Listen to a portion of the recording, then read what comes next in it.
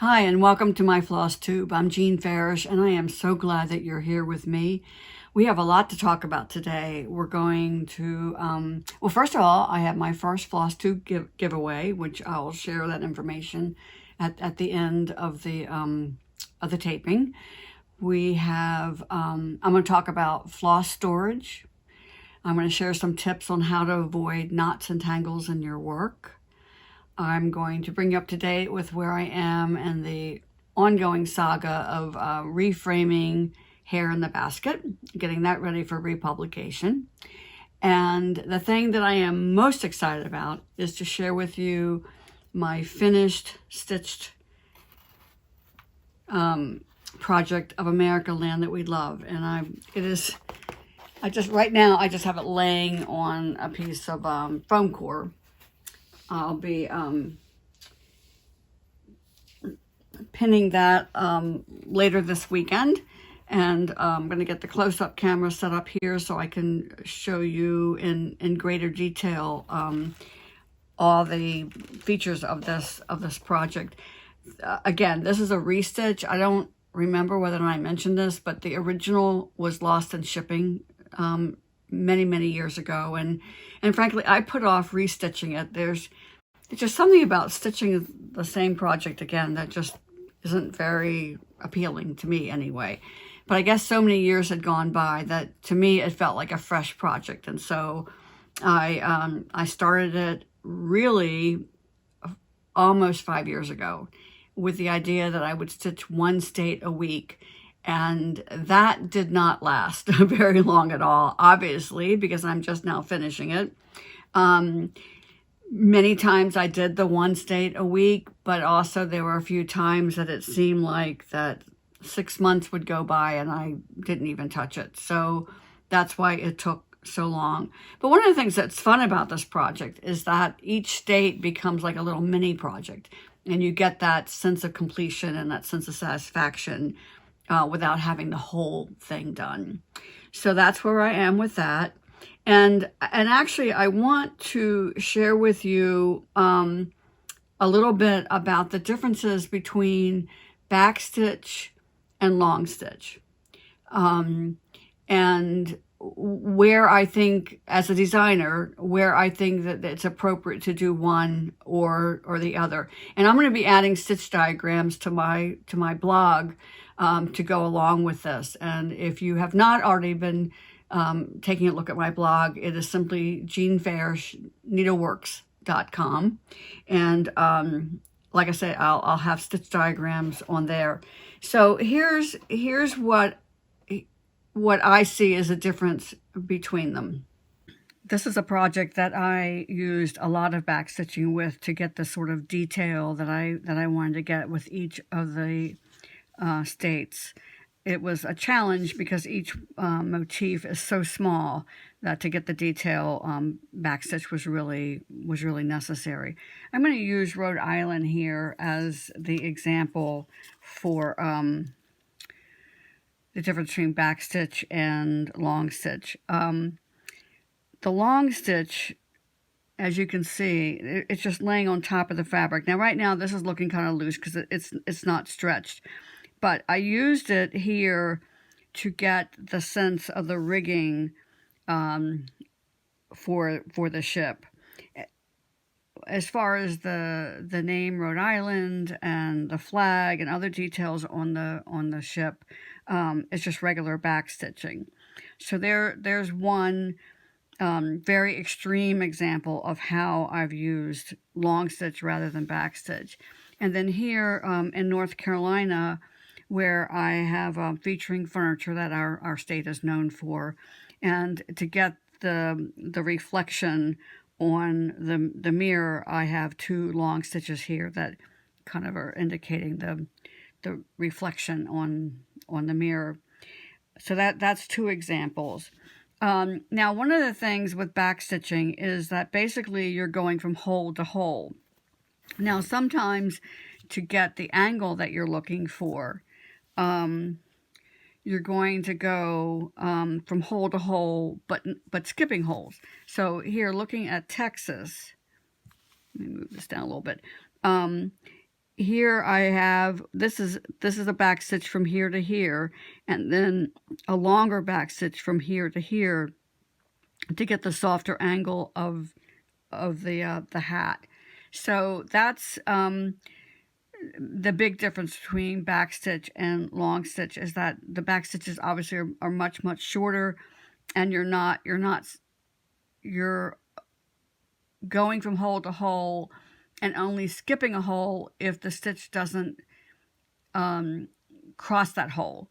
So I hope that makes sense. I think the diagram will be a lot more clear. And then another place where I've used it, for example, is in Tennessee in the powder horn here. Let me get this organized a little bit better. I wanted to truly make it look like that it was hanging from a strap. And again, once this gets stretched, it's going to be a lot tighter than it looks right here. So that's essentially the difference between the two. As I finished America Land That We Love, I really thought I would have this huge sense of loss when I was done, because I have spent so much time with this project. But I really didn't, and I think it's because I already have other projects lined up. I am really excited about Jane Hattersley, and I am busy revamping some of my vintage designs for republication, and I'm just have other things to look forward to. So I really felt more a sense of pride and accomplishment of getting it done than the sense of loss that I kind of thought I was going to feel. So my next step with that, of course, is framing, and I'll be basting all the way around the perimeter of that, just like as I did Hair in the Basket, which I showed you last week. And I will do that before I do the final pressing. I've already washed it and ironed it briefly once, so I could take it to the framer and we could measure out and decide exactly how big to cut that piece of acid-free foam core.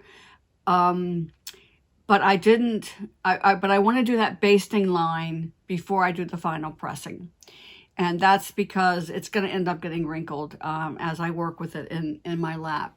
Now, what I'll be doing there is measuring out exactly where I expect to line it up with the edges of the foam core, and basting a line, just rough basting it. I won't be counting the number of threads I'm going over and under, but I will be very careful to make sure that my basting lines are right in the channels between linen threads. So just as I did with Hair in the Basket. So let's take a look at where that project is this week.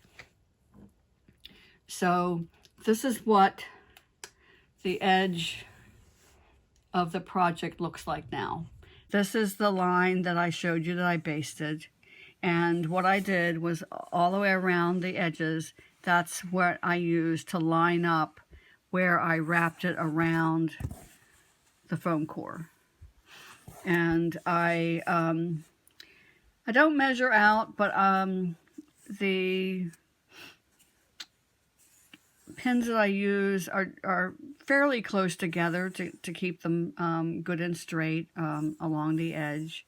And then on the back and the corners, I just, again, very rough. My 8th grade home ec teacher would be appalled at my stitching here, but again, it's practical stitching. It's not meant to be pretty, but I'm just securing this excess fabric so that it won't be in the way of the framer. And so this is ready to be popped into the frame. Now, I had hoped to use the original frame for this project, save myself a little bit of money, and it ended up that the way the frame was constructed, my framer's not feeling that she can safely take it apart and chop it down and remake it. So I did go shopping for a new frame. And lo and behold, realized when I got there I had left my phone at home, which, I mean, who in the world ever leaves home without their phone? But I did. And of course, it's the camera function that I was really missing. And I had planned on taking a picture of the frame choice I made so I could share it with you. And I forgot to do that. So the nice lady at the frame shop took a picture and texted it to me so I can share it with you now. So this is what I've picked out to go with this piece. So that's it for hair in the basket. But while we're talking about framing, there's another aspect of framing that I want to talk with you about, and that is writing some kind of message on the back. You know, when on the paper backing that's on the back of your frame, and at the very least, you know, putting down the name of the design, maybe the fabric and the threads that you used. Because I mean, how many times do people ask us so that we wonder, wait, what fabric did I use with that? And that's kind of a nice thing. But also tell a story. Don't be shy about this. Say a little bit about maybe where you were when you stitched it, or who you stitched it for, or whatever. And go ahead and write it right on the backing, or write it on a piece of paper and tape it to the back, you know, whichever you're more comfortable with. And something like Janet Irving, I mentioned that my friend Kelly Freeman stitched that for me. So on the back of that piece, I've written her name, that she's a very good friend of mine, a little bit about how we met, and also mentioning it was my first published design, and that Kelly was stitching a sample for me as a favor for me, a huge favor and a huge gift of her time and talent to make that for me. So go ahead and tell a little bit of a story. I mean, imagine that if you find an antique sampler and, you know, on the back or inside there's an envelope with a note or something, how much you treasure that, and how kind of cool that is. So, you know, we can do that for the next generation by, you know, engaging in that on this end. So that's, I just wanted to make note. Oh, I know the other thing, especially when you're doing a sampler, a reproduction sampler, one of the big questions is, do you stitch your own name, or do you stitch the name of the young girl that stitched the original? And I would like to say that I feel like that's a personal choice. I don't think that it devalues your reproduction one bit to put your own name on there. You could also go ahead and put the name of the original stitcher, and then somewhere within the design add your own name. But the other thing too is how to personalize samplers. Now, the Janet Irving sampler, one of the features of it, and this is very typical of Scottish samplers, has a row upon row of the initials of Janet's relatives. Now, of course, she stitched this before she married, so that's why you see a lot of letter I's for Janet Irving in the sampler. So if you are stitching something like Janet Irving, one of the things you could do, if you still want to put her name where she has her name, but where all the initials are, put the initials of your own relatives. That's one option. I think that personalizing your stitchery is one of the best gifts you can give yourself. And there are many, many ways of doing it. And I'm going to give you 4 examples of my designs that friends have stitched and have sent me pictures of, and how they have changed them. So the first one here is Barbara Morrissey stitched America Land That We Love. And as you see, she added the dates that each state joined the Union, which I think is kind of interesting. Next up is Brenda Key's sampler from one of the cruises that we took. And Brenda added her roommate's name to the sampler. And I thought that was pretty cool. And the next one was done by Debbie Shine, and she took the Alaska sampler that I created and added the word mom to it, because she had gone on a cruise with her mother, and her mom enjoyed the cruise so much that was a way of honoring her and kind of creating a special memory, a souvenir, so to speak, of their trip together. And here's a really interesting one. Bernadette Matthews, who was in my class down in Melbourne, Florida, and did the sampler that I originally called Pulled and Drawn Thread Sampler. And I've since nicknamed it the Melbourne Sampler because of that class experience. And what I love is she modernized it by the very bottom, adding the line, safer at home. So what a way to commemorate 2020. So these are specific examples of how people that I know have taken my designs and made them special for themselves or their family members or their friends. And you can take these same ideas and apply them to lots of different projects. Before I start sharing my tips on how to avoid knots and tangles, I want to spend just a minute talking about 3 of the most common ways to actually start your stitching to anchor it firmly. The first one I want to talk about is the loop starting method. And this only works when you're stitching with an even number of threads, the most common, of course, being 2. So let's get the close-up camera set up here and so I can show you what I'm talking about. So when you're doing the loop method, you are going to thread the cut ends of your floss into your needle. And then on the other end, you have a loop.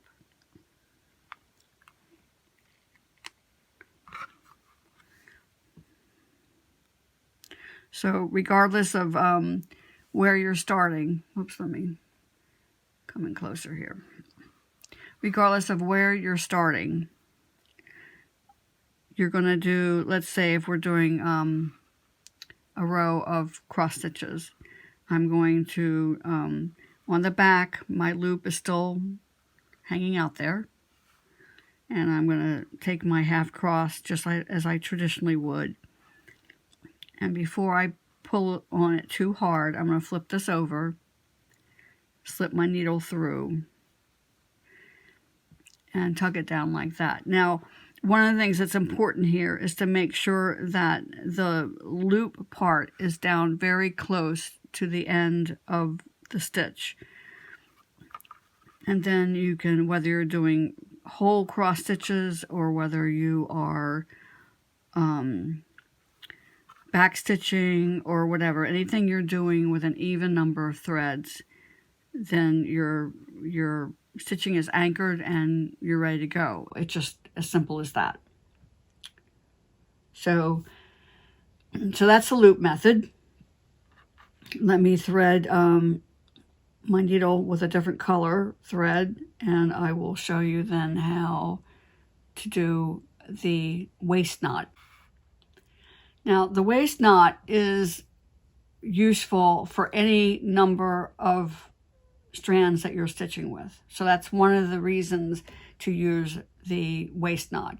Another use for it is if you are working with one of the lovely over-dyed or variegated threads, then in order to keep the color true or pure, you need to stitch with 2 strands that are identical if you're stitching more than one strand at a time. So that's another reason to need to do the buried waist knot. Now, a lot of people still use a loop method when they're using overdyes, and when they choose to do it that way, what they end up doing is the 2, as the coloration changes, they're not necessarily aligned with each other. That's going to give you a very different look than if you keep the color gradations the same and keep your threads parallel. So this is the buried waist knot. So as its name implies, you want to put a knot at the end of the thread. And it doesn't really matter how big it is or how you make it or whatever, because it's going to be cut off. It's going to be wasted, which is how it gets its name.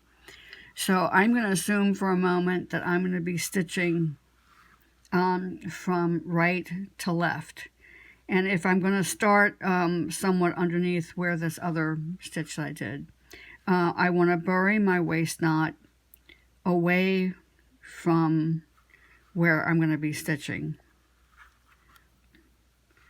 Ideally, it's in line with where I'm going to be stitching, but it's a little bit of a distance away. And so when you do a buried waist knot,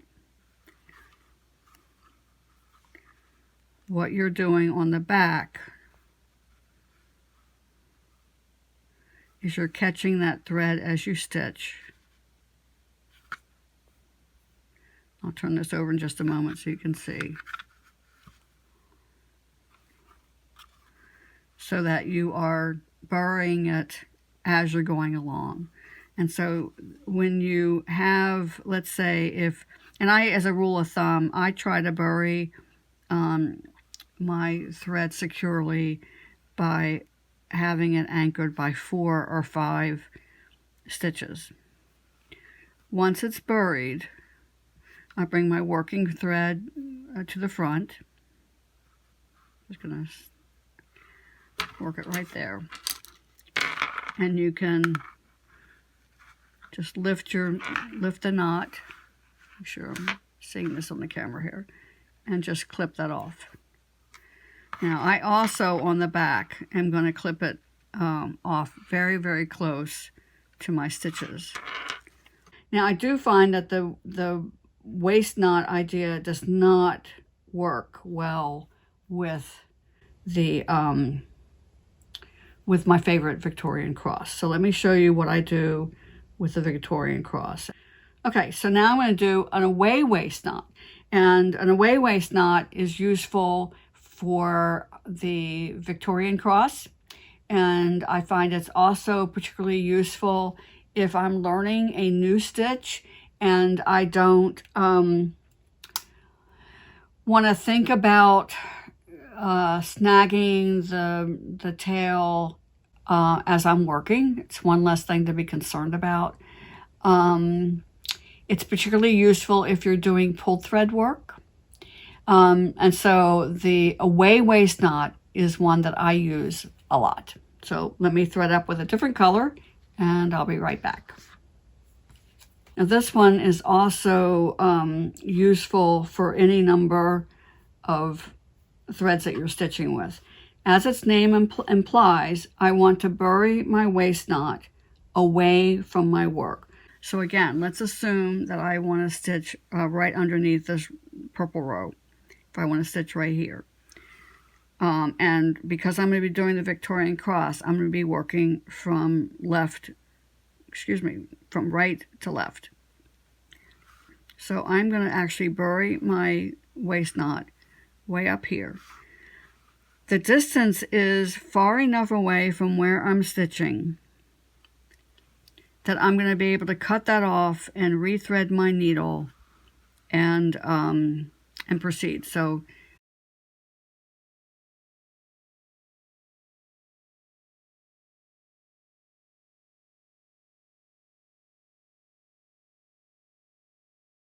I'm just going to ignore the tail for right now. I'm going to be stitching across.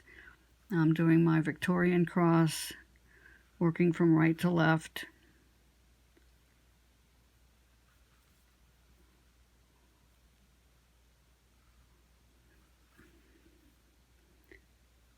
And I'm going to get just far enough that I'll be able to show you what I do next. So one more, and then I'm just going to let this, let my working thread just kind of park it over here. Okay, so let's assume for a moment I've stitched as much as I want to stitch, and now on the back, okay, ignore my trailing thread here. This is, my waist knot is underneath here, and this is the tail. Let's see if I've left that far enough away. So again, I'm going to clip the knot. And now I'm going to take the tail and I'm going to thread my needle with it. You know what, before I do that, I want to measure this, because I think I did not leave this far enough, and I want to, make sure that you're, okay, that wasn't even 2 inches. I would say it needs to be more like 3 or 4 inches to be able to work comfortably, because now what you want to do is thread the tail into your needle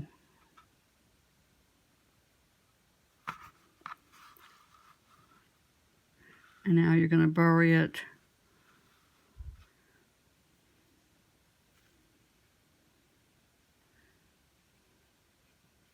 So this end is secure. Remember, with the Victorian cross, what I like to do is what I call the serpentine crawl. I'm going back and forth. Oops, am I on the camera? I'm going back and forth to keep the back as flat as possible. And just get this buried like that. So just under 2 inches was, obviously I managed to do it, but I'd say like 3 or 4 inches is actually better. And then just clip off the excess. So there you have it. So there you've got your loop starting method, your buried waist knot, and your away waist knot. So those are the 3 starting methods that I use the most often.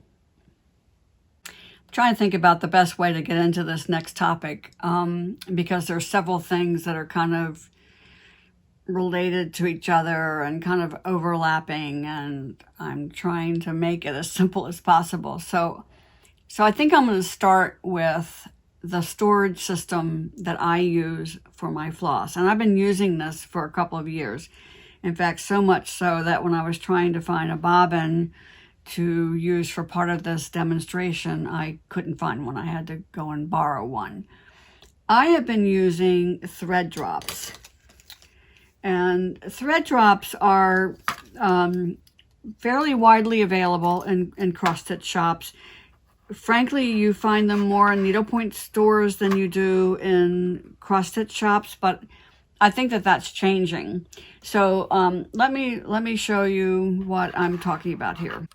So thread drops are simple cardboard shapes, and the company that makes these also makes them in kind of some interesting shapes as well. But you see them shaped like rabbits or hearts or all kinds of different things. Basically, there's a small hole that can go on a ring to organize it, and then a larger hole where your stitching threads go. Now, let me start by telling you what I like about this as a storage system. First of all, it's very, very simple. I don't enjoy spending hours winding my floss around bobbins. It just doesn't appeal to me. So this is much, much simpler, and I'll show you what I do in just a moment. Now I have marked Cosmo brand here because I also still occasionally use DMC for the purpose of designing, but I stitch almost exclusively in Cosmo floss. So I have the brand there, and then of course the number, and then I don't know if you can see that one in pencil. I then put the symbol that goes with the chart that I'm currently stitching on. This one's a star, and there's a heart, etc. And I do that in pencil so that when I'm done with this project, I can erase that and then replace it with the next symbol that I'm going to be using. So I like it because it's simple, and I also like it because it keeps my threads as straight as possible. Have you ever noticed that when you take your threads off a bobbin, they're like a zigzag? That's one of the things that causes the knots and tangles that plague so many people in their stitching. And I'm going to talk about how to alleviate that without having to come up with a whole new storage system for your floss. And if you use bobbins and you like them, that's great. There's no need to change your system. But if you don't have a system yet, this is the one that I particularly like. When I'm ready to stitch, and I'm going to be stitching with, I need just a single strand because I'm going to be using the loop method and stitching with 2 strands.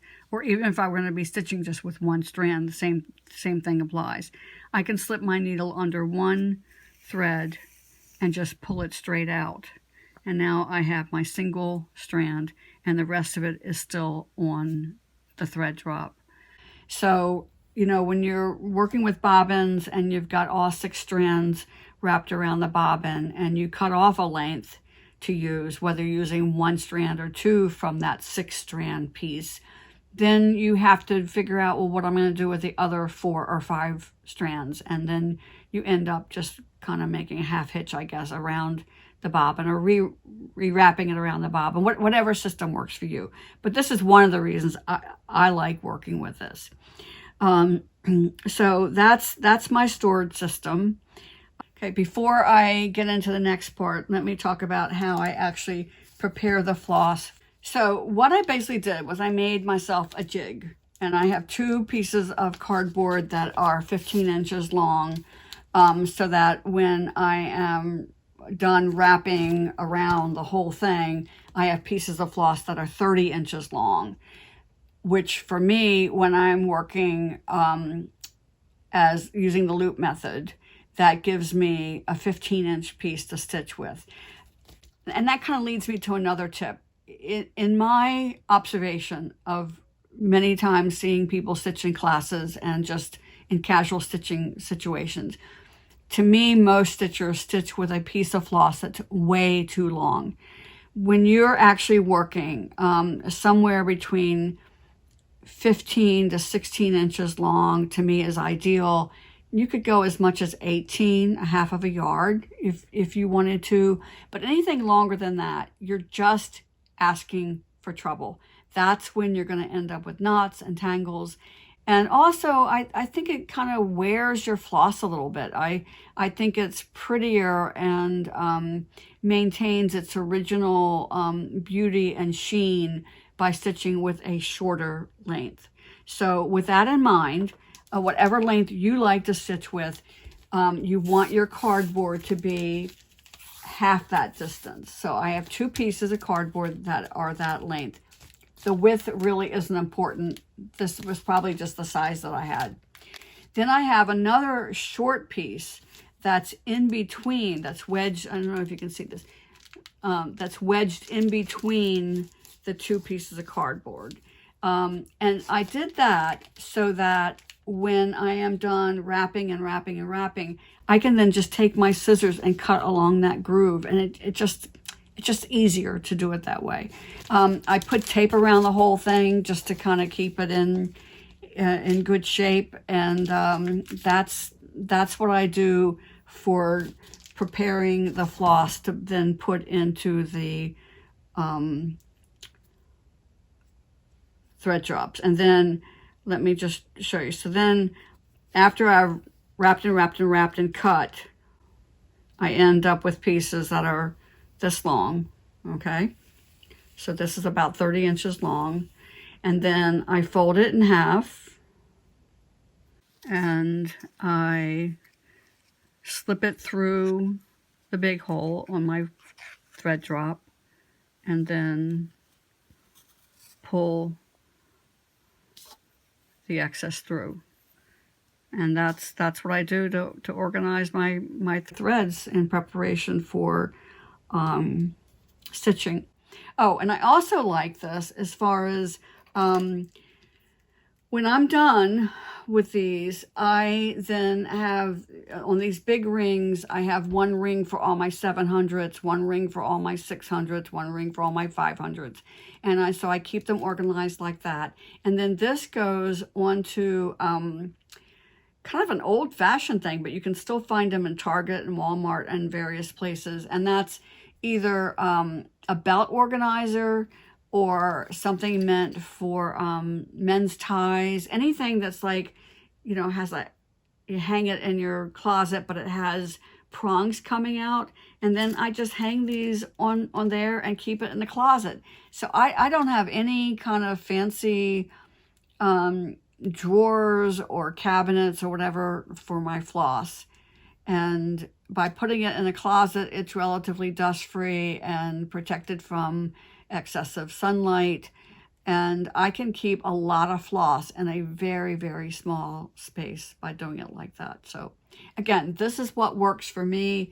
It's one of many different systems, and obviously you need to pick the one that's best for you.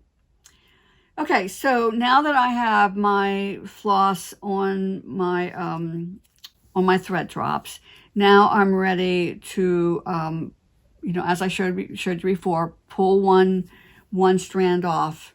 And now I want to talk up to you about my preventive tips on avoiding knots and tangles. This is the thread that I pulled off of that thread drop. And you can see that although it was fairly straight hanging on the thread drop, it's now a little bit curly. If I take a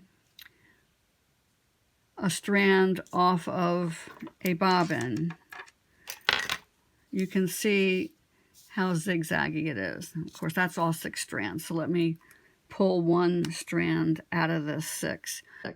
Oh, and this is another tip. And I think most of you know this, but when you have all 6 strands, actually, I'm going to come back to the close-up camera here. When you have all 6 strands and you just need one, and you have a length cut, all you need to do is take that one out and hold the rest of it, and you can just pull it straight out like that. And then you've got your other 5 that you don't need. Okay, so let me look at these 2 side by side as just single strands. So the pink, you can hardly tell the color, I think, on here. The pink is what came off of my bobbin, and this is what came off of my thread drop. Regardless of which one you're using, here is my secret weapon. Now, I discovered this back in the 80s, and that is that if I dampen my floss before I start stitching with it, I get all the curves and the bends and the kinks out of it, and I end up with a very straight piece of floss. Back then, the container that I used was a 35mm film canister. Who uses film anymore? I mean, obviously there are your amateur and professional photographers that do, but you know, it's kind of a thing of the past. So what I discovered was in Target, these are made for individual servings of salad dressing or other things that are liquidy that you need to put in your lunch boxes. It has a screw-on tight lid that's very, very tight, and that's important. So what I have done here is I have cut a sponge. This is just a regular cello sponge. And I actually cut 2 pieces because this is kind of deep. And I used 2 different colors here so you could really see this. So I've got 2 different colors of sponges here so you can see that I have 2 layers. And I just cut it to fit the shape of the little container here. So that's what I use to dampen my floss.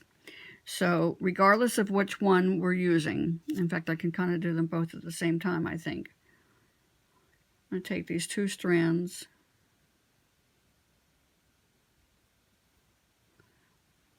and I just lay them across the sponge and just put a little bit of pressure on it and just pull the floss through. And sometimes I do it more than once, but you can see that once I have, we separate them again. Once I've taken, just run them across the sponge, look how straight they are. So by getting the bends out, then you have greatly reduced your chances of creating a knot. Without exaggeration, I would say that I could count on one hand the number of knots and tangles I get in a whole year of stitching. I rarely get a knot or a tangle. And I think the 2 reasons for that are dampening my floss to straighten it out before I stitch, and stitching with relatively short strands. Again, 15 to 16 inches total. Well, I shouldn't say total. If you're doing a loop start, I start with 30 inches, fold it in half, so I end up with 15 inches of thread to stitch with. And those are the 2 things that I would say do the most for eliminating knots and tangles. The dampening the floss is probably the major one. I think I'm just about finished for the day. I do have a couple questions from viewers that I wanted to answer. One was from Carolyn, and she said, I have a needle question. Can needles be reused, or should a new needle be used each time a project is started? And oh my, this is a hot topic with a lot of stitchers. There are people who start with a new needle as they start with each new project, and there are others that keep working with them until they lose them or they break or whatever. I belong to the latter group. I do not start with a new needle every time with every new project. I think back to the years that our needleworkers were stitching hundreds of years ago, and their needles were precious objects to them. They kept them in beautiful little needle containers. They kept them on their chatelaine. I promise you, they did not start with a new needle with every project. They were precious, precious tools, and they kept them as long as they possibly could. And I continue that tradition. I think that the important thing to do is to use good needles. And I could spend a whole half hour talking about needles, and maybe in a future FlossTube I will talk about a little bit more. But basically, get good needles. I also got a question from Lorelei. She asked, how do you handle a situation where one part of the design is a tree with several different leaf colors? Do you start and stop your thread for each individual leaf, or do you travel your thread? And she went on to say that her concern was that traveling threads would show through, would be evident on the front of the work. And we've talked about this a little bit in previous floss tubes, but here's the general rule of thumb. When you are traveling your thread, if you can travel on the diagonal, it is much, much less likely to show on the front than if you go straight across. There's something about it kind of hiding between the intersections of your linen threads that's a very effective way of minimizing how much of that traveling thread's going to show on the front. So I hope that helps a little bit. Okay, so the giveaway. Because viewers are in all different states of this country and in many other countries, I'm just going to say across the board, to win this prize, you need to be 18 or over. And all you need to do is to comment with the word America somewhere. You can just say the word America, and that's enough. And what I will do is I will pick a winner from that, and I will give away a $25 gift certificate to my Etsy store, which you can use to buy the America Land That We Love chart, PDF download, or any other of my designs that interest you. And it will be good for a couple of months, so it's not something that you have to use right away if you want to wait and see what else is coming down the pike. So that's it. So a $25 gift certificate, just comment with the word America. And what I will do is use one of those random selector things to count down how many people have responded. That's it for today. I hope that you will tune in next week. And I love it when people subscribe. That way you get notice when new things pop up. And in the meantime, stitch happy and be safe.